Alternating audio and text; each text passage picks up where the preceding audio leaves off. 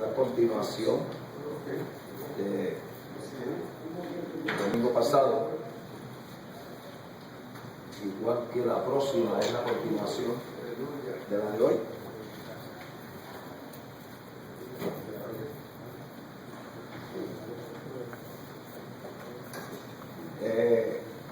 Los que están bien atrás se pueden mover hacia el frente.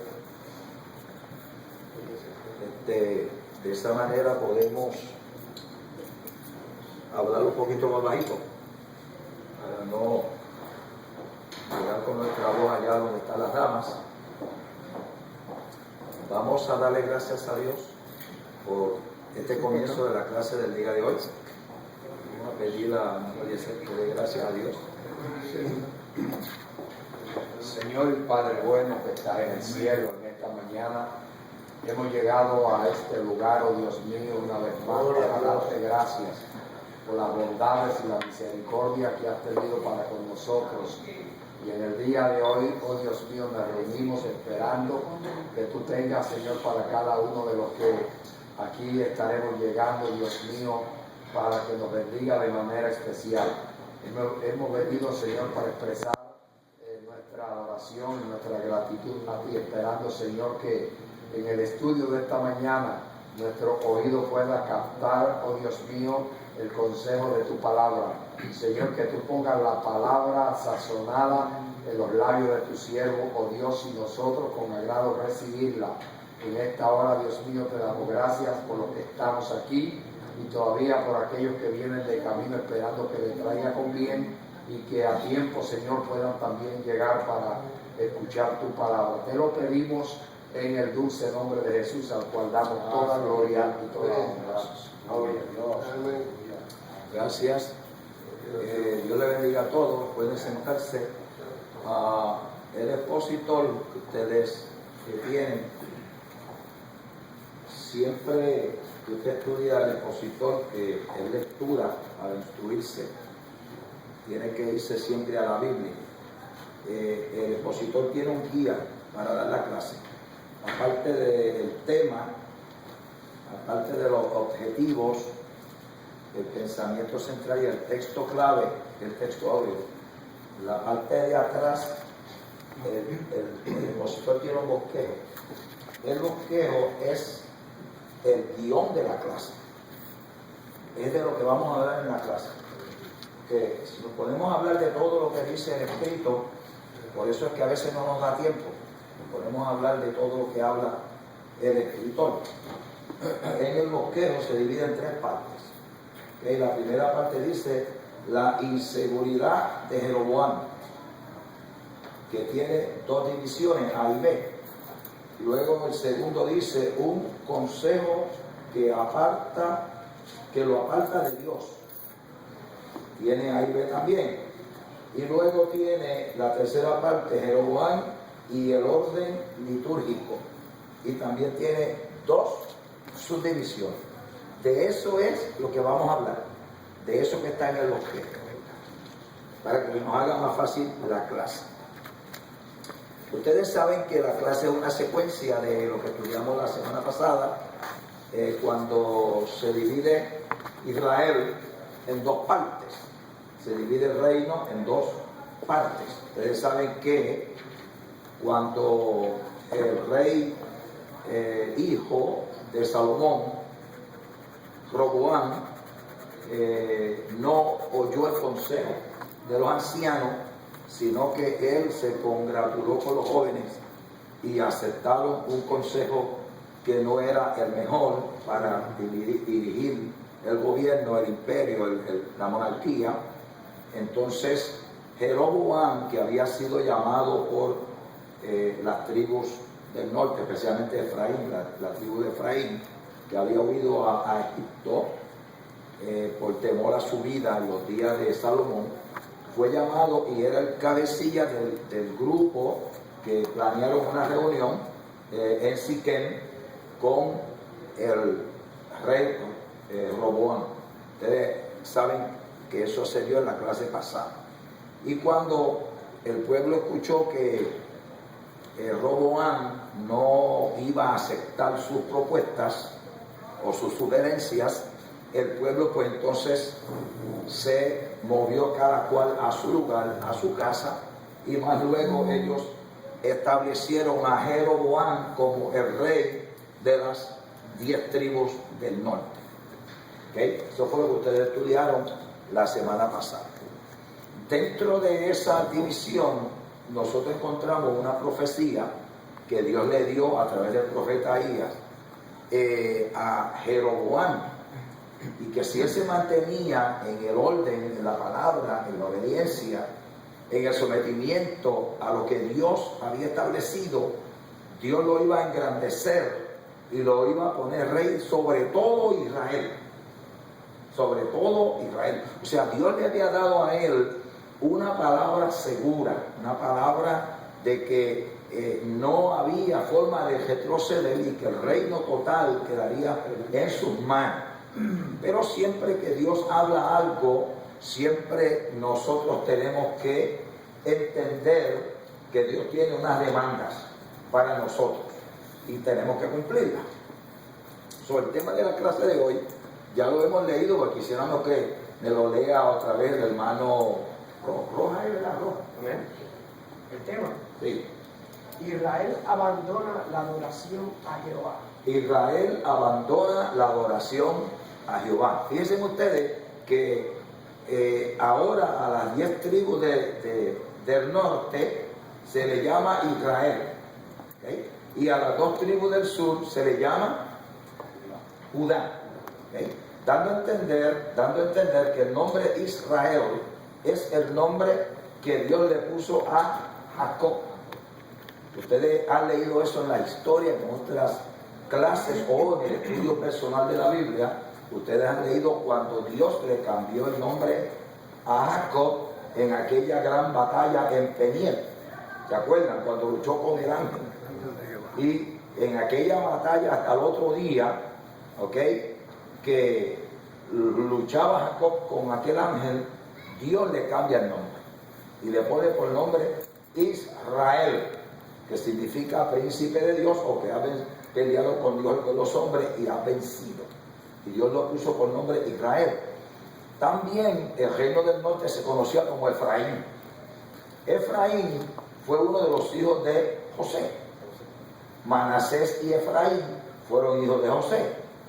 Y como José murió en Egipto, y cuando ellos salieron, pues los 2 hijos de José heredaron lo que fue o lo que era la parte que le correspondía a José.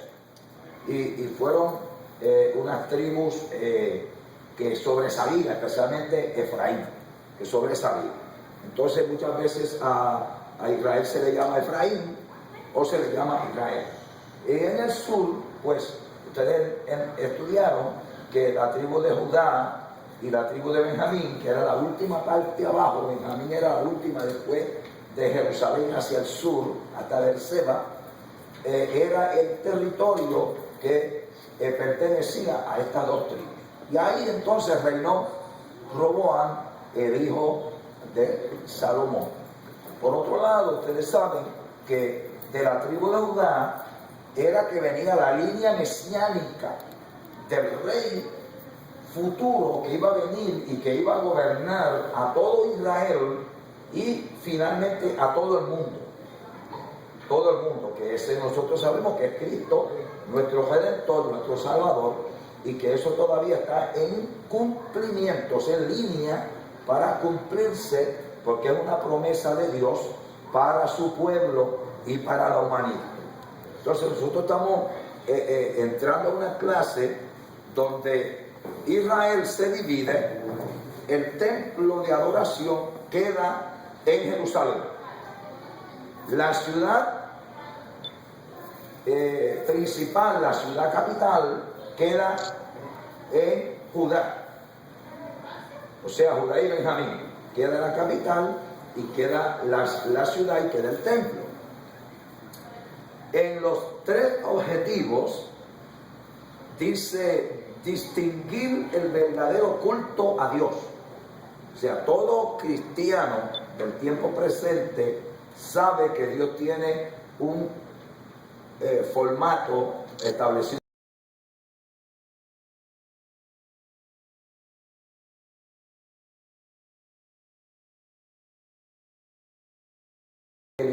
contrarias a lo que es la adoración que Dios estableció para que nosotros tengamos comunión con Él. Hay que distinguir el verdadero culto a Dios. Eso lo vamos a ver en la clase. Segundo, resaltar la debilidad humana para ser inducido a cultos paganos. Siempre nosotros, el ser humano, somos débiles. Somos flojos en el pensamiento. Podemos ser movidos de nuestras proyecciones, de nuestra firmeza, con facilidad. Podemos ser movidos si no nos mantenemos firmes en lo que hemos creído. ¿Okay? O sea que hay que entonces entender que debemos entender o resaltar que hay una debilidad en el ser humano para ser inducido, convencido, motivado, arrastrado a otro tipo de culto que no es el culto de adoración al Señor. Y tercero, analizar cómo la religión se puede convertir en un medio para fines egoístas. La religión se puede convertir en un medio para engrandecer a los individuos, a los hombres, a los grupos. Y por eso es que en el día de hoy hay tantas situaciones dentro de lo que es el mundo cristiano que la gente tira para distintos lados porque hay ese egoísmo personal. Ok, vamos al pensamiento central, hermano David. Pensamiento central dice así: la adoración a Dios debe ser auténtica conforme a su palabra. Ok, eso lo vamos a ir explicando mientras vayamos al progreso de la clase. La adoración a Dios debe ser auténtica. O sea, cuando Cristo habló con la mujer samaritana, en el capítulo 4 de Juan, ¿qué le dijo Cristo a la mujer samaritana? Mi forma de dar clase es conversar con ustedes y hacer que ustedes conversen conmigo. Esa es la forma de yo dar clase. ¿Okay? Cuando Cristo habló con la samaritana y la samaritana le hizo énfasis del monte Gerizim y de la adoración de los samaritanos y la adoración de los judíos, ¿qué le dijo Cristo? Vamos a ver, ¿quién de ustedes saben eso al dedillo? ¿Qué le dijo Cristo? Él buscaba adoradores en espíritu y en verdad. Adoradores que le adoren en espíritu y en verdad. ¿Por qué? ¿Por qué? Porque Dios es espíritu. Y Dios busca a esos adoradores que le adoren en espíritu y en verdad. O sea, no hay que ir tan lejos en un ritual litúrgico para adorar a Dios. Porque Dios es espíritu y lo quiere usted doblar rodillas y levanta sus manos y su corazón. Usted adora a Dios y Dios está ahí. Eso es lo que quiere decir Cristo. Dios es espíritu. El espíritu no se ajusta a lugares, a cuartos. El espíritu es amplio en todo lo que Él alcanza y cubre. Ahora, eso no quiere decir que entonces no vengamos al templo porque Dios está en todos sitios. Ustedes ven cómo siempre uno se sale del marco. Porque yo me he encontrado con gente que me han dicho, no hay que ir al templo, no hay que ir al templo para adorar a Dios. ¿Okay? En un sentido, eso es verdad. En un sentido, está equivocado. Usted tiene que traer a la gente como maestro, como cristiano, al punto céntrico de adoración. Dios estableció un lugar donde la gente lo debe adorar. No dejando la congregación como algunos tienen por costumbre, sino que hay un lugar de adoración. Pero eso no quiere decir que cuando usted esté en la casa, cuando usted esté en otro lado, cuando usted esté de viaje en su auto, usted no puede adorar. Usted puede adorar porque usted tiene una mente y usted vive en un cuerpo material, pero usted es un hombre espiritual. Usted puede adorar al Señor. Claro está, con los ojos abiertos. Porque si usted va guiando el auto, usted no puede cerrar los ojos. Si usted está trabajando en su trabajo, ¿ok? Usted no puede andar con los ojos cerrados porque usted está trabajando. Usted en su mente puede estar adorando al Señor. ¿Ok? Ahora, como yo le dije ahorita, el bosquejo. ¿Qué dice el bosquejo? El número 1. La inseguridad de Jeroboam, la inseguridad de Jeroboam, 1 de Reyes 12, 25 y 27. Así vamos a leer los textos, 25 y 27. Vamos allá al hermano que está, que viene desde el centro de la tierra, Ecuador. Léame esos dos versos. 25 al 27, 3 versos. Primera de Reyes. Primera de Reyes, capítulo 12, versos 25, 26 y 27. Porque vamos a hablar ahí de 3 cosas. Amén. La palabra del Señor la leemos en nombre del Padre, del Hijo y del Espíritu Santo. Amén. Entonces reedificó Jeroboam a Siquem en el monte de Efraín y habitó en ella, y saliendo de allí reedificó a Peniel. El 20 dice, y dijo Jeroboam en su corazón, ahora se volverá el reino a la casa de David. El 27 dice, si este pueblo subiere a ofrecer sacrificio en la casa de Jehová en Jerusalén, porque el corazón de este pueblo se volverá a su señor Roboam, rey de Judá, y me meterá a mí, y se volverá a Roboam, rey de Judá. Ok, fíjense ustedes que estamos hablando de la integridad de Jeroboam. Dios lo llamó y no hay duda. ¿Están conmigo? Dios lo llamó y no hay duda. Era un líder, era valiente, era vigoroso, era determinado. ¿Okay? Dios lo llamó y lo puso. El profeta le había dado 10 pedazos de su capa nueva y le había dicho, Jehová te entrega 10 tribus. Era un líder. ¿Dios se equivoca o Dios no se equivoca? Contestación. No sé. Hermano Candelario, no se equivoca. Entonces, si Dios no se equivoca, ¿quién se equivoca? El hombre. El hombre se equivoca. ¿Okay? El hombre se equivoca. Si Dios no se equivoca, el hombre se equivoca. Porque ustedes van a ver en esta clase, que en la clase pasada Dios le dijo, te daré las 10 tribus y serás el rey. Y ahora en la clase de hoy vemos que Jeroboam hace lo que no tiene que hacer. Entonces se equivocó Dios, se equivocó el hombre, se equivocó el hombre. Dios nos puede hablar a nosotros, nos puede dar directrices, pero nosotros podemos hacer otra cosa. ¿Okay? Entonces el error y el errar es del ser humano, no de Dios. Nosotros podemos dislocar el propósito de Dios en nosotros. Para que estemos claros en eso. La inseguridad de Jeroboam. La letra A, Jeroboam duda del pueblo. ¿Okay? En el verso 25, entonces reedificó Jeroboam a Siquem en el monte de Efraín. ¿Quién leyó algo sobre Siquem? ¿Quién leyó sobre Siquem? ¿Qué era Siquem? Siquem era una ciudad amurallada, una ciudad segura, una ciudad de refugio. ¿Okay? En Siquem había comprado David un terreno y había comprado Abraham un terreno. Entonces Siquem era una de las ciudades fuertes, con una torre de vigilancia, y quedaba construida entre 2 montañas y tenía unas murallas de cobertura que era difícil poder conquistar esa ciudad. Era como un fuerte. En Siquem fue que Josué dio el último mensaje a Israel, donde le dijo, escojaos hoy a quién sirváis. ¿Okay? Y estoy trayendo unas ideas de lo que era Siquem.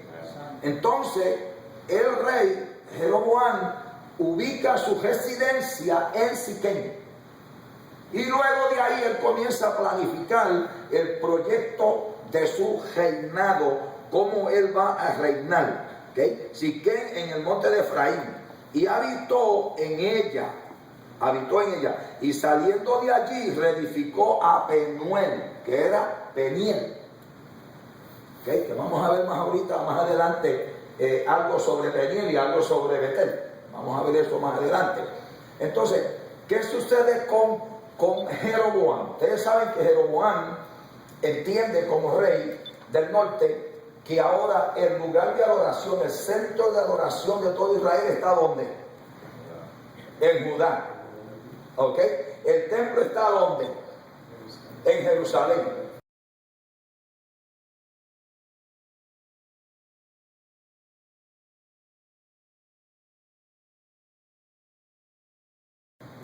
Y Jerusalén es parte de Judá y de Benjamín. Entonces están las ciudades de Jerusalén y el templo está edificado en Jerusalén. Entonces, todo Israel, desde el norte, desde Dan, que está cerca de Siria, en la parte norte, luego viene Galilea, Samaria, Perea, todo ese territorio tienen que bajar ellos a Jerusalén a adorar en el templo o a presentar su sacrificio o a las fiestas. Y esto tenían que hacerlo 3 veces al año. Aunque el reino se dividió, el centro de adoración era uno. ¿Estamos entendiendo el punto? Aunque el reino se dividió y habían 2 reyes, el centro de adoración es uno. Entonces, ¿qué pasa? Que Jeroboam comienza a pensar humana y carnalmente. O sea, usando su intelecto y sus emociones dentro del contexto del conocimiento humano. Y comienza a desprenderse de la parte espiritual del Dios que lo llamó. Entonces comienza a ver que el pueblo está descendiendo 3 veces al año y está yendo a las actividades en Jerusalén. Entonces, ¿qué piensa el rey? En ese tiempo, en ese lapso de tiempo que está pensando, caramba, va a llegar el día que la gente va a ver que Roboam está cambiando la forma de gobierno. Y si esto sigue así, la gente que me eligieron a mí me van a rechazar. Estamos entrando al punto. Por eso dice aquí, Jeroboam duda del pueblo. Jeroboam duda del pueblo. Quiere decir que entonces saliendo de allí de allí reedificó a Penuel. Y dijo Jeroboam en su corazón, ahora se volverá el reino a la casa de David. Entonces, Dios lo llama, pero él le da cabida a la duda. ¿Okay? A la duda. Cuando Dios nos llama a un ministerio y nosotros funcionamos y ejercemos el ministerio espiritual, no podemos mezclar lo espiritual con lo natural superficial, porque mi pensamiento no es el pensamiento de Dios. Mi idea no es la idea de Dios. Yo tengo que buscar la dirección de Dios para que Dios me dé lucidez para yo dirigir al pueblo. ¿Entendemos? Puedo ser intelectual, puedo tener tremendas ideas, puedo planificar mi trabajo, pero todo lo que yo planifique tengo que presentárselo a Dios para que Dios apruebe lo que yo creo que es bueno. Porque lo que yo creo que es bueno, no necesariamente Dios lo tiene que aprobar. ¿Entendemos? Le estoy tratando de pintar el cuadro de qué era lo que estaba pasando en la cabeza, en la mente, en el intelecto de Jeroboam. ¿Ok? Comenzó a ver cómo el pueblo estaba viajando a Jerusalén. Aquel que dijo, el dedo más chiquito de mi papá, ¿cómo fue que él dijo? ¿Cómo fue que él dijo? ¿Lo dijo Roboam? Que los lomos de mi padre es más grande o más pesado que los lomos. Así fue que él dijo, ¿no? El dedo más chiquito mío. ¿Okay? Y os castigaré con escorpiones y le pondré cargas más pesadas. Esa fue la contesta de Roboam. Y el pueblo dijo, no, si esto es así, Israel a tus tiendas, vámonos de aquí. No tenemos nada con el hijo de David o el hijo de Salomón. ¿Okay? Pero en el interior de ir y viajar y ver cómo el gobierno de Roboam estaba prosperando, cómo el gobierno de Jeroboam estaba cambiando, no es como él lo había contestado a ellos. Entonces Jeroboam dijo, yo creo que va a llegar el momento que el pueblo se va a decidir e irse con el hijo de David o hijo de Salomón. Entonces ahí comenzó la duda en el hombre. Ahí comenzó la duda en Jeroboam. Verso 26. Y dijo Jeroboam en su corazón. ¿Okay? ¿Qué dijo? Que lo repite mucho Enrique aquí. ¿Qué dijo el proverbista acerca del corazón? Engañoso. Mario, no, el pastor. Engañoso. Engañoso es el corazón más que todas las cosas. ¿Quién lo conocerá? O sea, nosotros a veces usamos el dicho que dice, tenía una corazonada. ¿Se acuerdan ustedes de eso? Y a veces nosotros, mira, yo tenía una corazonada. Ajá. Tenía un sentimiento, un pensamiento. Entonces, Jeroboam está viendo lo que está sucediendo y que el pueblo viene contento de allá, que bueno tuvo el sacrificio, que bueno tuvo el servicio, que bien nos sentimos regresando a él. Entonces él está oyendo todo. Y él está diciendo, caramba, yo creo que si yo no hago algo, me voy a quedar solo. ¿No creen ustedes que era eso lo que pensaban? Yo quiero que ustedes me ayuden en la clase, yo no vine a hablar solo. ¿Ok? Entonces, el temor invade a Jeroboam. El verso 27, léamelo otra vez, mano roja. ¿Rojas o rojas? Rojas. Léamelo otra vez 27. Si usted pues, Si este pueblo. si este pueblo subiera a ofrecer sacrificio en la casa de Jehová en Jerusalén, porque el corazón de este pueblo se volverá a su señor Robán, rey de Judá, y me matarán a mí y se volverán a Robán, rey de Judá. Ajá, entonces cuando la duda salta a Jeroboam por lo que está viendo, ¿qué es lo que le dice el corazón a él? ¿Qué le dice el corazón? Ahí lo leyó el hermano. ¿Qué el corazón le dice? Que el pueblo se tornaría a su señor Roboam y que lo mataría. Que el pueblo se va a tornar a su señor, porque él entiende que el rey legítimo es Roboam. Por eso dice, su señor es rey. Se va a tornar a su señor el rey. Si así esto sigue pasando y yo no hago algo aquí, el pueblo se va a tornar, se va a regresar y a mí me van a matar. Me van a juzgar de sedición, un seductor. Uno que vino y trajo ¿cómo se dice? Una rebelión, una revuelta. ¿Ok? O sea que él se desprendió de la mente de Dios, de lo que Dios le había dicho, y ahora está pensando con sus propios conocimientos. Hermanos, ese es el peligro. Que Dios nos llame a nosotros a un ministerio y nosotros entonces comencemos a decidir con nuestros conocimientos. Eso es un peligro. Siempre hay que buscar la voluntad de Dios. ¿Qué decía el apóstol Pablo? Y Pablo era un teólogo. Pablo era un doctor en la escritura, un hombre de alto conocimiento. Y cuando la gracia alumbró a Pablo, ¿qué dijo Pablo? ¿Todo qué? Todo me sirve por basura. ¿Todo? Todo me sirve por basura. ¿Me sirve por basura o lo dejo por basura? Con tal de ganar a Cristo. A Cristo. O sea, Pablo no estaba diciendo, lo que yo estudié no me sirve. Eso no es la interpretación. Lo que yo estudié no lo puedo utilizar. No, esa no es la interpretación. Lo que yo estudié lo tengo que poner a los pies de Cristo. Para que la gracia de Cristo utilice mi conocimiento y sea la gracia la que me lleve el paso adelante. Y yo vaya de gracia en gracia. ¿Ok?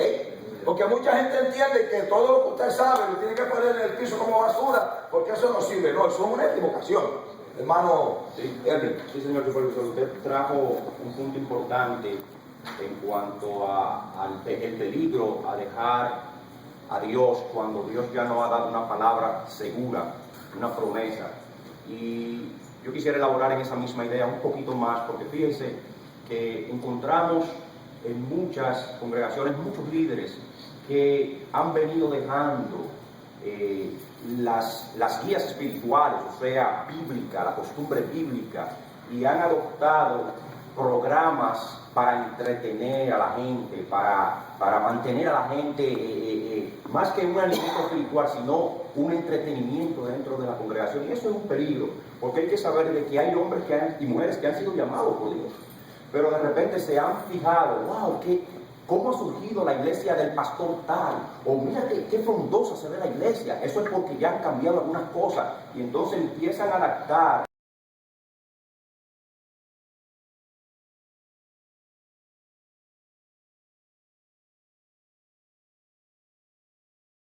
la costumbre que tenemos por años de dar parte a los hermanos para que los hermanos canten un devocional, canten un especial. Entonces se ha adoptado el asunto de, no, la iglesia tiene un coro, que ese coro es que canta siempre, y ese coro. Entonces han traído muchas de esas cosas para mantener o para desviar el principio bíblico, que a los hermanos hay que darle parte, que a los hermanos hay que darle oportunidad de crecer, y entonces se han colado cosas dentro de la iglesia, precisamente por el temor de que, bueno, no quiero que los miembros de mi iglesia se vayan para la iglesia tal, porque allí hay un dinamismo tal, o hay algo diferente, y eso es un peligro, señor. Sí, lo que sucede, eso lo vamos a ver más abajo, eso es el cambio de liturgia. Okay. Esa es la tercera parte de la clase. Me adelanté. Cambio de liturgia. No, pero yo te dejé hablar tranquilo para que exprese.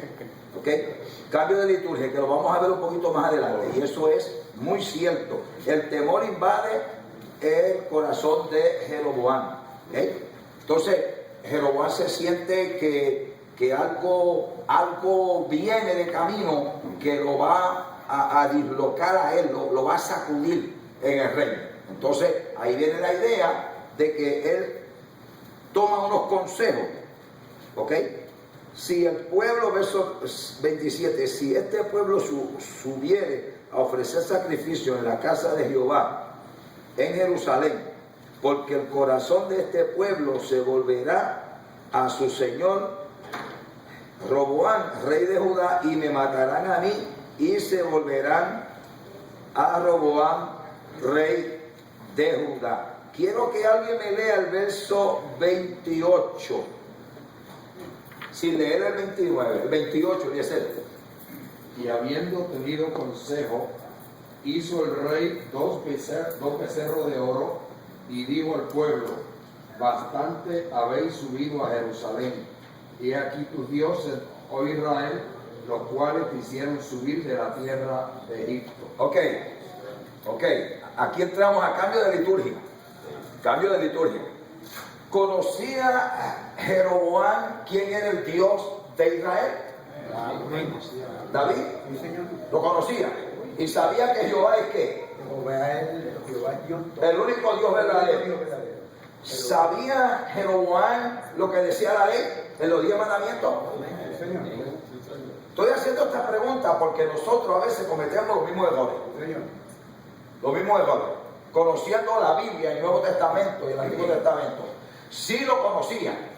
Ahora, él está tomando una decisión fuera de lo que es normal. Fuera de lo que es normal. Ahora, cuando Moisés estuvo en el monte Sinaí, delante de la presencia de Dios, ¿qué hizo el pueblo de Israel? Mano chévere. Un becerro. Porque Moisés, dijeron ellos, tardó mucho tiempo en el monte, y cuando Dios terminó de hablar con Moisés a los 40 días, que venía descendiendo, oyó un laberinto en el pueblo, y Josué dijo: hay guerra. Y Moisés dijo: no escucho yo voz de valientes ni de guerreros, sino que escucho música, escucho adoración. Fíjense que el líder de Dios siempre cuadra las cosas en el orden. En el orden. Tiene discernimiento a través del Espíritu y la palabra. ¿Okay? Y entonces dice que oigo música de fiesta. Y cuando Moisés llega con Josué, ellos habían hecho un ídolo, un toro, un becerro, y estaban adorando a un becerro en la falda del monte, adorando un becerro. O sea que nosotros, los seres humanos, siempre somos inclinados a adorar algo visible. Siempre somos inclinados a la idolatría. ¿Okay? ¿Alguna intervención? ¿No lo dice? Sí, lo que pasa es que, fíjense, la gente es propenso a lo fácil. Entonces, la religión fácil arrastra a mucha gente. Pero lo de Dios tiene reglas, tiene preceptos, tiene mandamientos, tiene estatutos, tiene normas. Entonces es lo que a la gente no le gusta, todas esas cosas. Por ejemplo, en el caso de Moisés, sube al monte y cada vez que subía bajaba con leyes, o bajaba con estatutos, bajaba con preceptos, porque las 7 veces que Moisés subió al monte, 7 veces bajó con un libro. Entonces, eso al pueblo no le gustaba. Esto no se puede hacer, esto se puede hacer. Entonces, el evangelio fácil es el que atrae a la gente. Fue lo que Jeroboam quiso presentar. Esto es así, la gente viene de lejos, no es necesidad de que vengan aquí, ellos van a adorar allá, en los lugares, y así se gana el pueblo, porque el evangelio fácil, o el camino fácil, la religión fácil, llena los templos y tiene los elogios de la gente. Entonces, lo verdadero es lo que a veces nos gusta y es lo que Dios quiere que hagamos. Sí, porque fíjense ustedes el cambio de liturgia, que estamos ya usando la palabra, porque de aquí para abajo vamos a ver el cambio de liturgia. Cuando Dios establece la forma de adoración, yo le hice la pregunta a ustedes al principio, cuando Dios, Cristo, habló con la mujer samaritana, le dijo a la mujer samaritana, Dios es espíritu. O sea, si Dios es espíritu, no hay que hacer una imagen tangible ni visible, porque Dios es espíritu. Si Dios es espíritu, el espíritu no se ve por el ojo humano. O sea, no hay que hacer una imagen pensando en cómo es Dios para en forma simbólica adorar a Dios a través de esa imagen. Esto está prohibido en la palabra del Señor. Dios prohibió que se hiciesen imágenes de cosas que están en el cielo, abajo y debajo de la tierra. Dios prohibió, es una ley determinante. No se puede hacer imágenes, no importa cómo lo pinten las religiones, dentro de la liturgia, no se puede hacer imágenes. Hay que adorar a Dios en espíritu y en verdad. Lo veas o no lo veas, tienes que adorarlo. ¿Okay? Porque Dios no necesita imágenes que lo representen a Él. Porque las imágenes son creación del hombre. Son creación del hombre.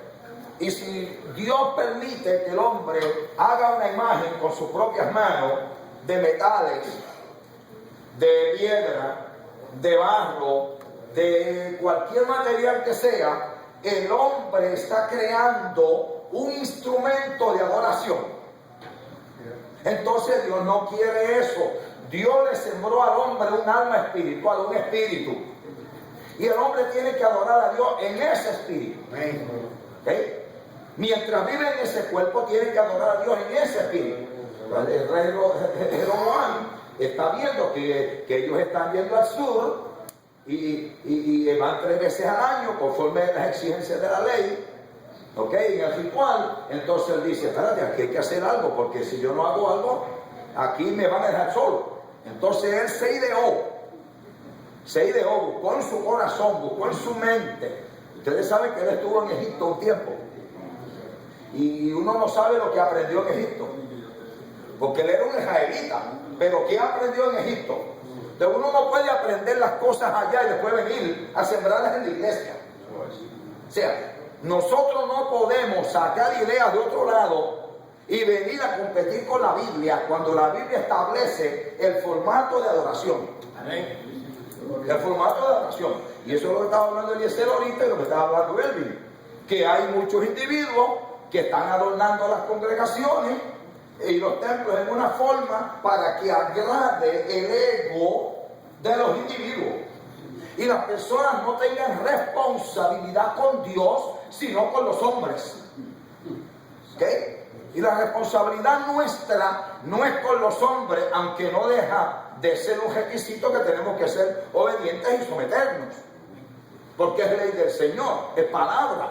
Pero a Dios no se adora con las ideas que los hombres tienen para sembrar en la iglesia, para que la gente las imite. Tenemos que tener cuenta en eso. Entonces él manda hacer 2 becerros de oro. ¿Okay? 2 becerros de oro. ¿Por qué el becerro? Bueno, el becerro es uno de los dioses de Egipto. Entonces aprendió que en Egipto adoraban el becerro. ¿Quién sabe si en Egipto han estado envueltos en la adoración del becerro? Porque la gente a veces se aparece de la iglesia, se van de aquí, están por allá un año o dos y uno no sabe qué becerro están adorando.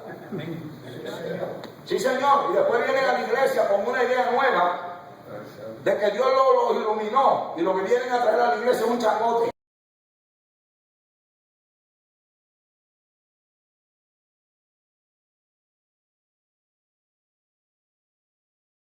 Dirección espiritual. Entonces hay que tener mucho cuidado con esto. Esto fue lo que pasó con Jeroboam. Jeroboam, el verso 28, lo repito, habiendo tenido consejo. ¿Con quién se aconsejó?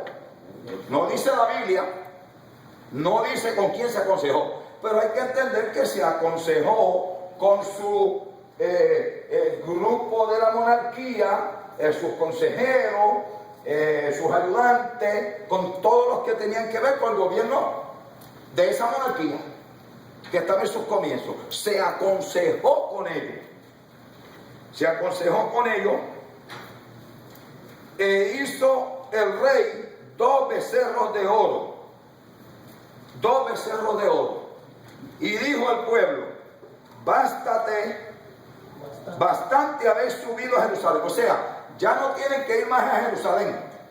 En Jerusalén es la ciudad capital, es la ciudad de ustedes, es la ciudad del gran rey. Allí está el templo de Jehová. Jehová le había dicho a Moisés: cuando me construyan el templo, la casa, el tabernáculo, mi nombre estará ahí. O sea, el sello de la aprobación del lugar de adoración que Dios establece es indicativo de que la presencia de Dios está en ese lugar. Amén. Sea el tabernáculo o sea el templo, mi nombre estará ahí. Cuando usted busca y estudia lo original en el griego y en el hebreo, lo que dice es: el dueño de ese lugar, en lo que concierne al espiritual, es el Dios que lo ordenó.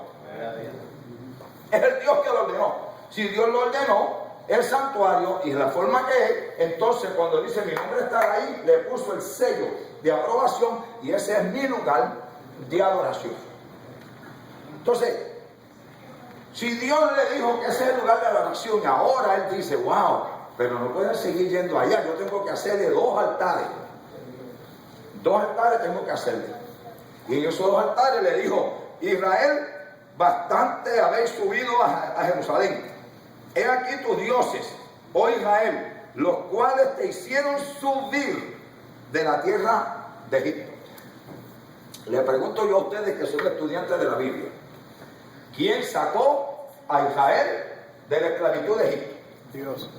Vamos, hermano. Dios, y este hombre estaba dando crédito a los becerros que habían sido los que le habían sacado de... Los becerros fueron enyugados para cargar las carretas llenas de las cosas que ellos sacaron de Egipto, pero el que sacó a Israel de la esclavitud de Egipto con mano fuerte y brazo extendido fue Jehová de los ejércitos, que abrió el mar rojo, aleluya, que lo llevó por el desierto y le produjo, le dio, lo sustentó cada vez que yo tenía necesidad. Hermano pastor. El versículo 28 otra vez. Ajá, bueno. La pregunta que yo mismo me hago es que cómo es posible que si Dios trata conmigo, que hay cosas que son exclusivamente mías y Dios, yo no tengo que consultar a nadie, yo tengo que proceder a base de lo que Dios me dijo.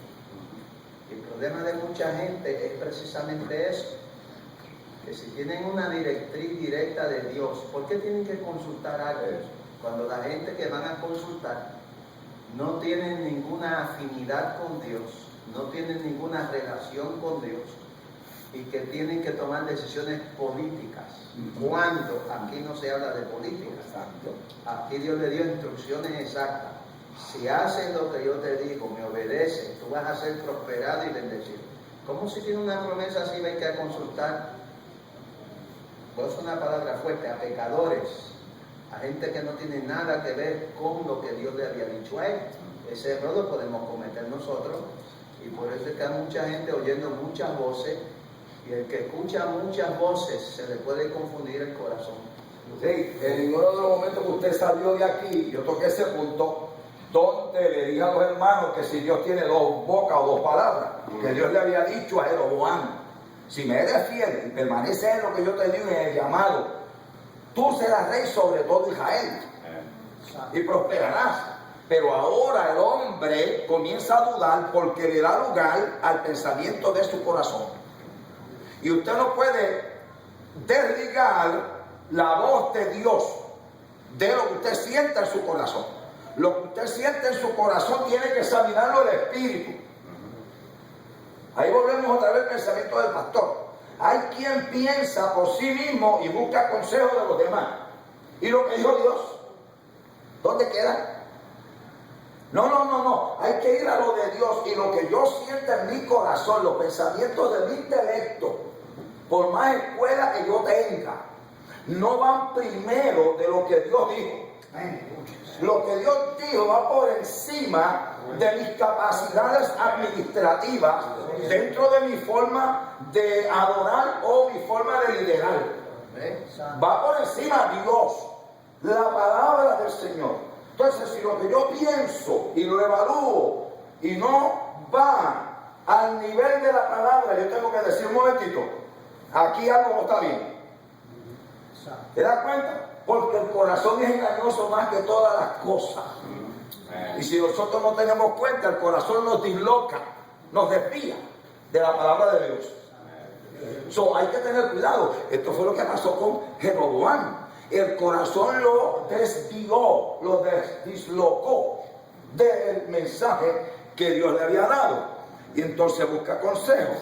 Los consejos que le dieron, pues no se sabe cómo fueron, pero yo entiendo que los consejos que le dieron fue: hazte dioses, como los dioses de Egipto, que este pueblo los conoce, y estuvo 430 años esclavo en Egipto, y a ellos les gustó ese tipo de adoración. Refréscale la mente, brígaselos bien, hácelos de oro y ponlos ahí. Aleluya. Entonces hay que tener cuidado. Hay que tener cuidado. Cuando él le dijo, los becerros fueron los que los sacaron de Egipto. Hermano, es una blasfemia contra Dios. Señor. Porque Dios prohibió la adoración de ídolos. ¿Cómo va a decir que los becerros, que era un dios pagano, idolatría de Egipto, ¿ok? ¿Cómo iba a decir que lo sacaron de Egipto? El que lo sacó de Egipto fue el Dios Todopoderoso. Aleluya. 29. Y puso uno en Betel y el otro en Dan. Betel hacía frontera con Judá. Era la última ciudad abajo llegando a Judá, si usted busca el mapa. Y Dan era la última ciudad arriba, haciendo colindancia con Siria. Entonces tomó el atrevimiento de poner un altar en Dan arriba y un altar abajo para encerrar a todo Israel. Y luego decirle: estos son los dioses que los sacaron a ustedes de Egipto y no tienen que ir más a Jerusalén. Entonces lo que hizo fue que volcó el pueblo en contra de la voluntad de Dios. Lo volcó en contra de la voluntad del Señor. La segunda parte, un consejo que los aparta de Dios, ¿ok? Induce al pueblo a pecar, versos 29 y 30. Vamos a verso 30. Hermano, verso 30, hermano Cardenal. Y puso uno en Betel y otro en Dan. Y esto fue causa de pecado, porque el pueblo iba a adorar delante de uno hasta Dan. Ok, vamos al verso 31 porque quiero entrar también a la otra parte, que es la parte final. Jeroboam Hizo también casas sobre los lugares altos. Hizo sacerdotes de entre el pueblo que no eran de los hijos de Leví. Ok, entonces Jeroboam le hizo los dioses para que ellos no volvieran a adorar en Jerusalén. E hizo también casas sobre los lugares altos. Eso indica que le hizo lugares como si fueran templos, lugares de protección de los ídolos, casas de adoración. Casas de adoración.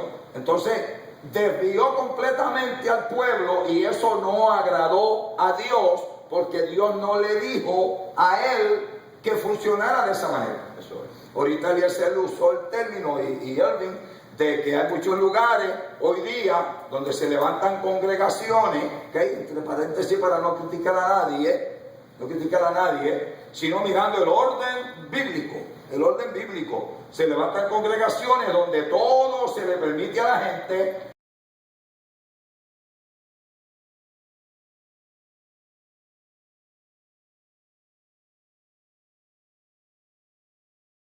Un tipo de adoración de mezcla, donde no se separa lo puro de lo impuro. ¿Okay? Lo santo de lo corrupto. Y las proyecciones de la gente viven en un mundo de turbación.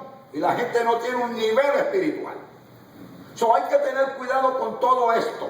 Porque no todo el mundo que dice que adora a Dios está adorando a Dios. En Mateo capítulo 7 dice, en aquel día muchos me dirán, Señor, Señor, en tu nombre hicimos esto y aquello y lo otro, y el Señor les dirá, apartados de mí, yo no los conozco. O sea, no estamos criticando a los grupos religiosos e iglesias, estamos acentuando la doctrina bíblica. Amén. Lo que dice la palabra. Amén. Entonces uno tiene que tener discernimiento espiritual, discernimiento escritural de la palabra, para entender si donde yo estoy adorando a Dios hay una enseñanza pura de la palabra. Pura de la palabra, que no esté comprometida, que no esté adulterada. Porque por poner ídolo y decirle al pueblo es lo mismo adorar aquí que adorar en Jerusalén. Pregunto yo a ustedes, ¿es lo mismo? ¿Es lo mismo adorar en un templo que hizo Jeroboam y le puso un templo, una casa de adoración? ¿Es lo mismo adorar ahí que ir a Jerusalén a adorar? No es lo mismo. No es lo mismo. ¿Por qué no es lo mismo? Está fuera de la voluntad de Dios. ¿Cuál es la voluntad de Dios? La voluntad de Dios es adorarlo a Él en espíritu y en verdad y adorarlo en Jerusalén. En Jerusalén, porque fue el lugar donde Dios estableció el templo o el centro de adoración. No adorar a Dios en Betel, no adorar a Dios en Dan, no adorar a Dios en Siquem, en otro lugar.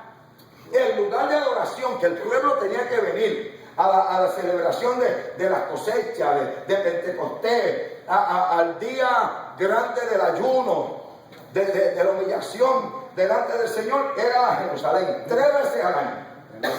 ¿Cómo entonces va a ponerle una limitación al pueblo y decirle que lo mismo que se hace aquí se hace en Jerusalén? No es lo mismo, porque se ha violado la palabra del Señor. Ok, se ha violado la palabra del Señor. Hizo también casas sobre los lugares altos e hizo sacerdotes de entre el pueblo que no eran de los hijos de Leví. Ahora, no solamente cambió el ritual, el lugar de adoración, sino que ahora cambió el ministerio. El ministerio. Cuando Dios le habla a Moisés, Dios le dice a Moisés, la familia de Aarón serán los sacerdotes que ministran en el templo. ¿Ok? Y toda la tribu de Leví trabajarán en el santuario, en todo lo que tiene que ver con la liturgia del santuario. Entonces, vino Jeroboam y cambió el orden del ministerio. Hermanos, la Biblia enseña que si alguien ministraba en el santuario que no fuera de la familia de Aarón, ¿qué le pasaba? Moría. Ustedes que han leído la Biblia, Morían. ¿qué le pasaba? Morían. Moría. Dios lo mataba, mi hermano.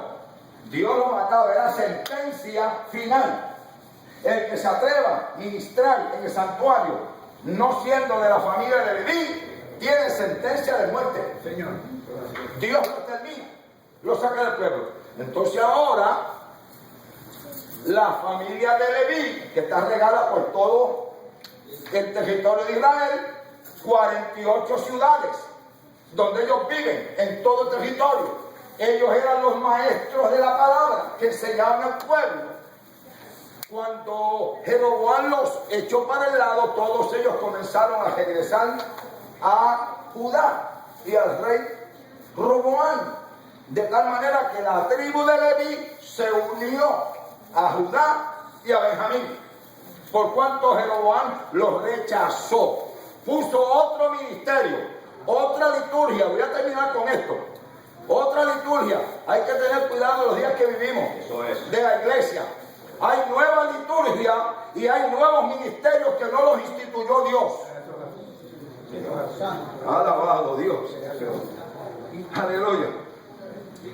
Entonces dice, entonces instituyó Jeroboam fiestas solemnes en el mes octavo. La fiesta era el mes 7. Y él la puso el mes 8, el mismo día, el 15, a los 15 días del mes, para confundir al pueblo y mantenerlos a ellos atados en una falsa religión. No solamente eso, y sacrificó sobre un altar. Así hizo en Betel, ofreciendo sacrificio a los becerros que había hecho.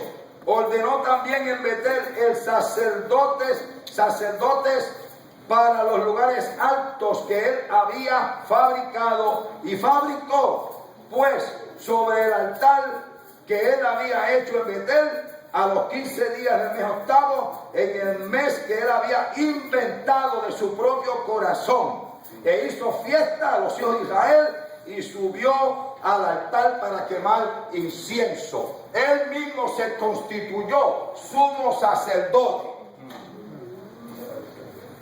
Estoy para terminar, hermano Mario, aunque la clase no me ha dado el tiempo, pero vamos. Una declaración. Fíjense que nosotros escuchamos los líderes. Los que desvían al pueblo son los líderes. Eso así. Porque Jeroboam es la causa de que el pueblo se infecte.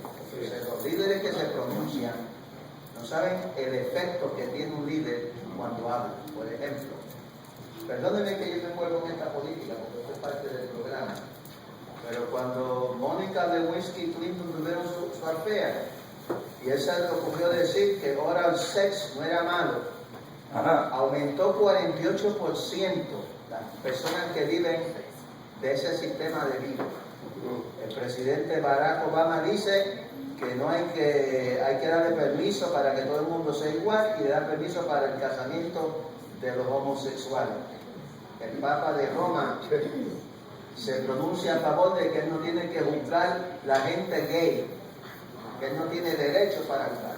O sea, son pronunciamientos que cuando usted lo ve se ven sanos, inofensivos, pero la gente se copia.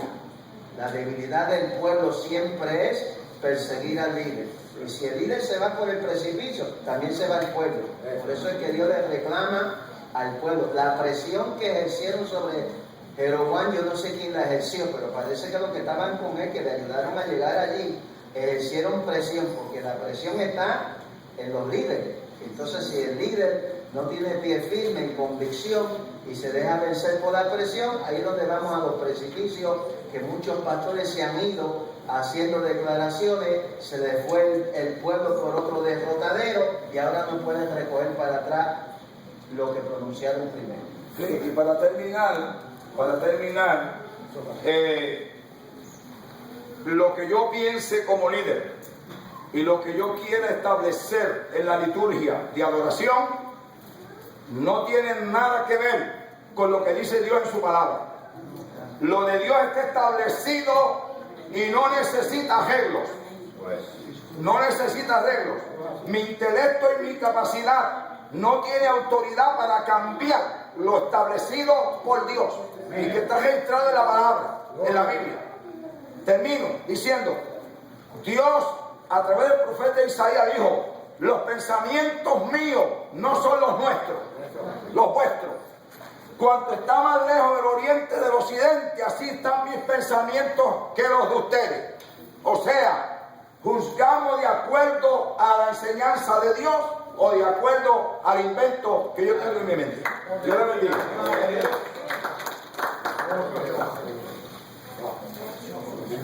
Alabado. está bueno. Amén. Cualquiera se queda en este estudio, pero tenemos un orden a seguir. Dios bendiga a nuestro supervisor, reverendo Bienvenido Morales, por habernos ayudado a entender esos textos mejor. Fíjense, amados hermanos, dice que Israel abandonó la adoración a Jehová. Y hay un peligro en abandonar lo que ya está establecido, como lo estipulara la clase y lo estipulara nuestro supervisor en la enseñanza. 3 faltas en Jeroboam.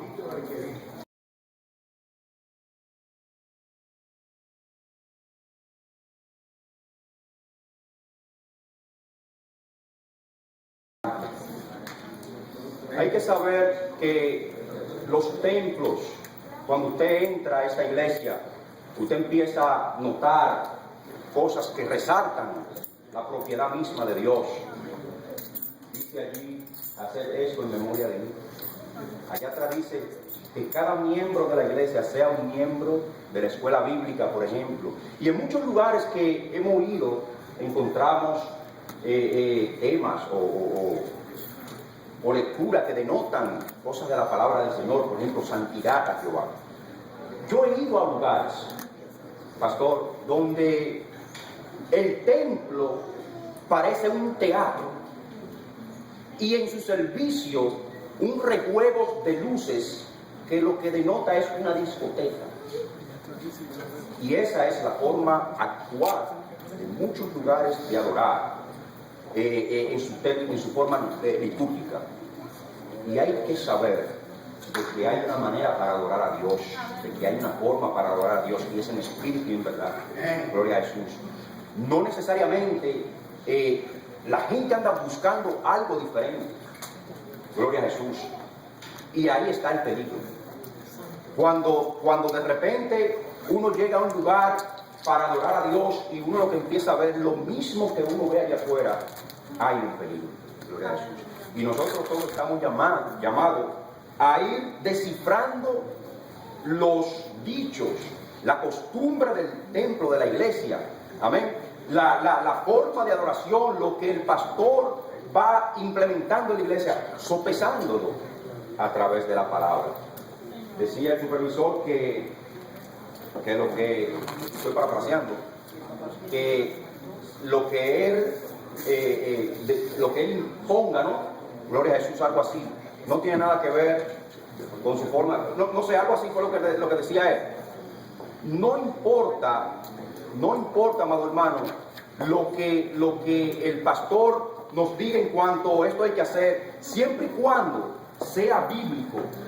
Amén. Nosotros tenemos todo el derecho a ir sopesando las cosas que el pastor impone. Gloria a Jesús por la palabra, para que no nos salgamos del camino. Amén. Amén. Dios continúe bendiciéndole. Amén. En esta tarde